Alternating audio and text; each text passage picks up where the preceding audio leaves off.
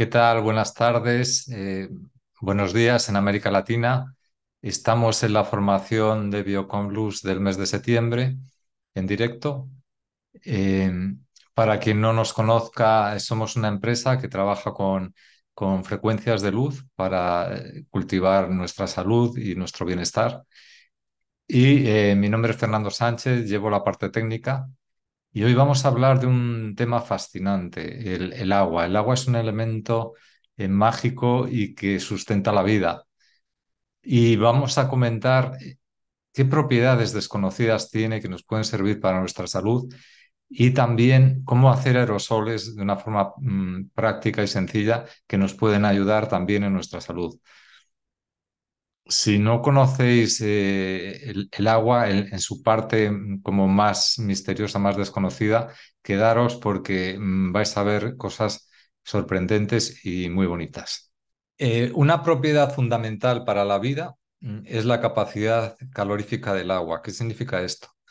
Que el agua puede absorber una gran cantidad de calor sin variar mucho la temperatura. De hecho, es la sustancia común que más calor específico tiene. El calor específico es la capacidad de almacenar calor.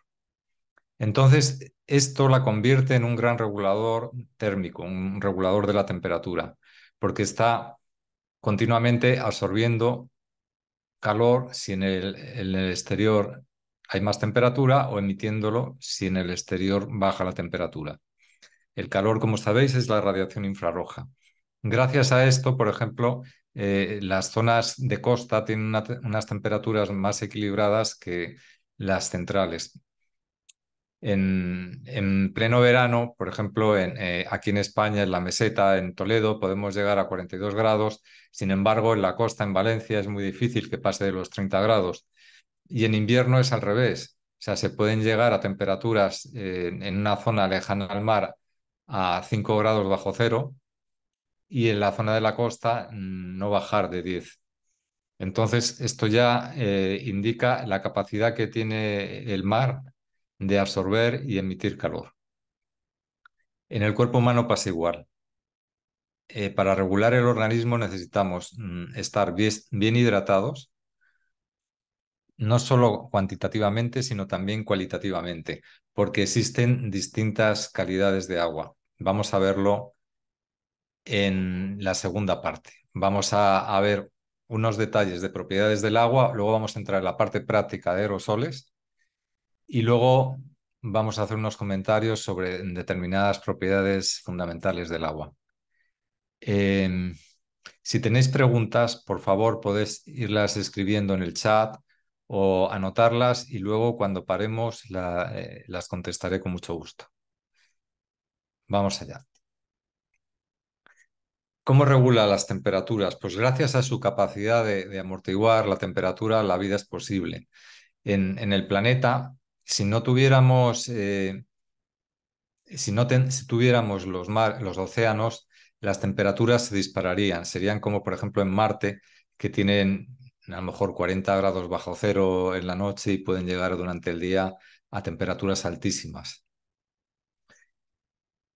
Y lo mismo pasaría en invierno y en verano. O sea, los extremos serían mucho más elevados. En los océanos, la temperatura se estabiliza gracias a la capacidad de absorber calor del agua. En verano emite calor y en invierno lo absorbe, lo cual facilita mucho la vida en el mar. Además, el agua tiene una peculiaridad que no tiene ningún compuesto normal, natural, que es que a 4 grados centígrados es la temperatura a la que más densidad tiene. Tiene más densidad que el hielo. Normalmente en todos los compuestos, cuando se hielan, la densidad es más baja y entonces el hielo, si fuese así en el agua, iría al fondo de los océanos e impediría la vida. Pero como la temperatura es más baja, el hielo queda flotando y a 4 grados el agua se va al fondo. Y luego en el cuerpo somos seres de temperatura caliente junto con las aves y los mamíferos y gracias a la cantidad de agua que tenemos podemos ir regulando la temperatura para que no baje de 35 grados ni suba de 40. Luego hay otra propiedad fundamental del agua, que es que tiene dos tipos de enlace.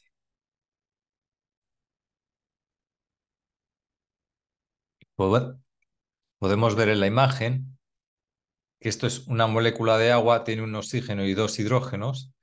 Los hidrógenos tienen polaridad eléctrica positiva y el oxígeno negativa. Entonces, como el oxígeno tiene bastantes electrones, hay una zona alrededor del oxígeno que queda negativa y los dos hidrógenos se juntan, creo que unos 108 grados, y crean otra zona positiva, electropositiva. Entonces, el oxígeno y el hidrógeno están unidos por enlace covalente polar, que es un enlace fuerte y que da la estructura a la molécula del agua. Pero luego, las moléculas entre sí forman otro tipo de enlaces que son mucho más débiles, que se llaman puentes de hidrógeno, que de alguna manera la parte todavía, la carga positiva que queda del hidrógeno se conecta con la carga negativa del oxígeno de otras moléculas y se empiezan a combinar unas con otras en multitud de formas. Entonces, esto da una propiedad única al agua que se ordena según el campo magnético en el que esté inmersa, porque los oxígenos y o sea, las moléculas de agua están flotando entre ellas.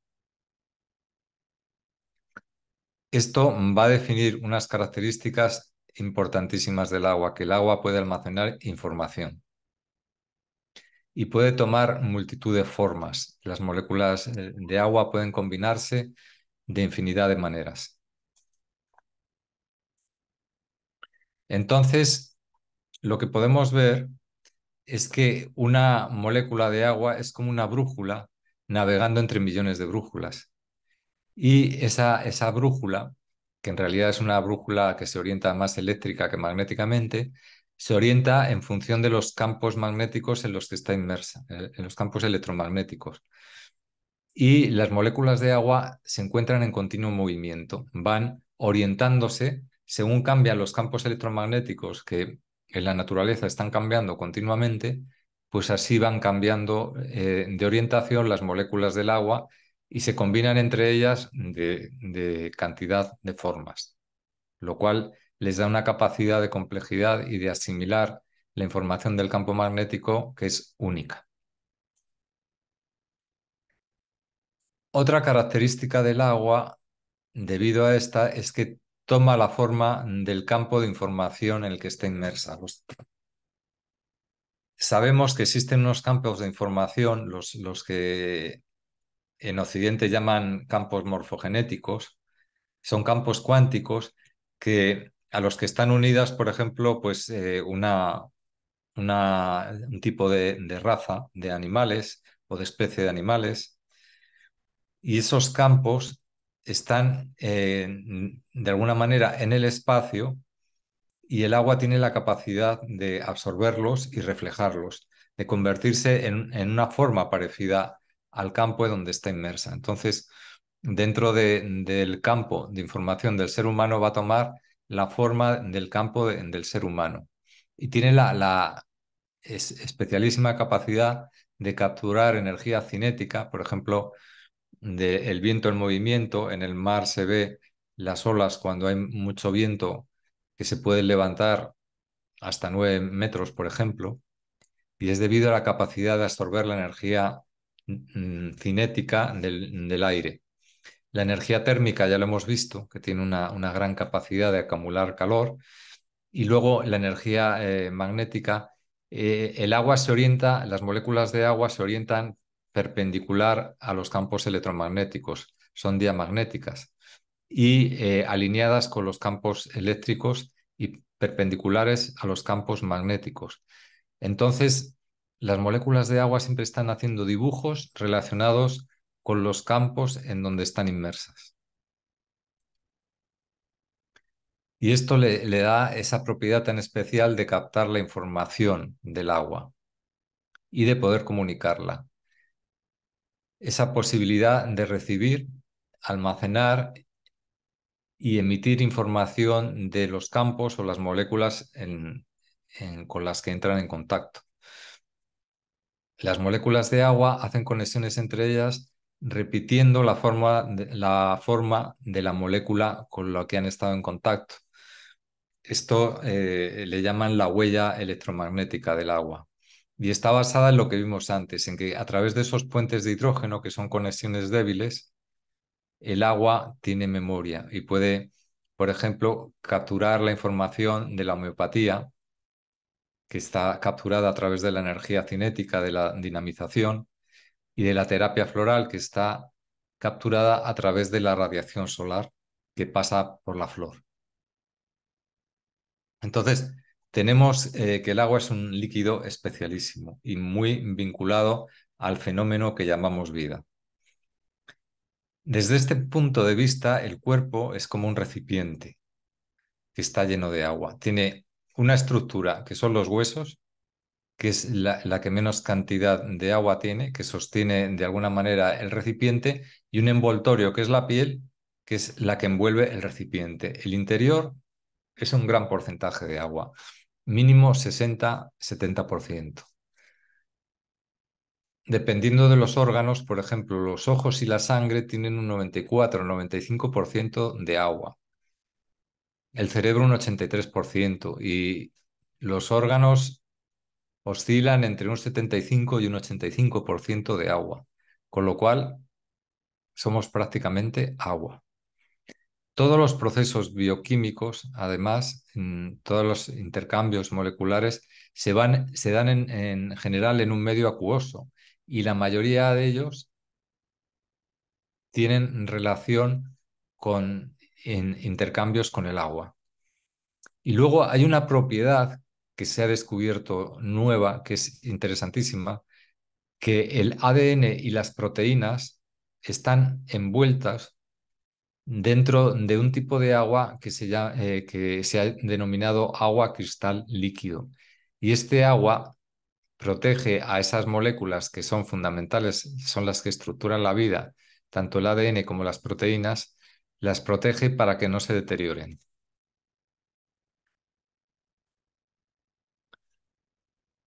Luego, aquí vamos a hacer un inciso para lanzar una pregunta. Puede ser que el agua tenga conciencia con toda esa capacidad, esa adaptabilidad, esa posibilidad de reflejar los campos magnéticos, de proteger las moléculas de la vida. ¿Es posible que el agua tenga un grado de conciencia? Entonces, tenemos dos enfoques. El enfoque mecanicista, que es el que predomina en la ciencia convencional, que entiende que la conciencia es algo individual, que es solo propio de los seres humanos. Los animales tendrían un grado de conciencia muy inferior y que la conciencia es un producto de algo físico, de un órgano que se llama cerebro. Y el agua, por tanto, es imposible que tenga conciencia. Pero luego hay un enfoque que tiene más que ver con las teorías de campo, como son teorías científicas que hablan de que el universo es un inmenso campo de información. Y esas teorías pues, pueden ser la del biocentrismo, el universo holográfico o el diseño inteligente. Y entonces, en ellas, el agua forma parte de la conciencia cósmica. Y esa conciencia ha diseñado y sostiene la vida con unas leyes muy precisas. Y esas leyes están muy basadas, como estamos viendo, en la posibilidad de que exista agua. De hecho, cuando en la NASA estudia los exoplanetas, los planetas exteriores al sistema solar que puedan tener vida, lo primero que hacen es ver si el planeta tiene agua, porque lo consideran un requisito imprescindible para que un planeta pueda tener vida. Como todo lo existente forma parte de esa conciencia creadora, alberga un grado de conciencia, aunque no sea consciente. Entonces, yo me atrevería a decir que el agua tiene un grado de conciencia y que participa activamente en la conciencia que posibilita la vida. Bien, vamos a dejar la parte teórica aquí y ahora vamos a entrar en cómo aplicar algunos conocimientos prácticos que hemos rozado aquí para beneficiar nuestra salud.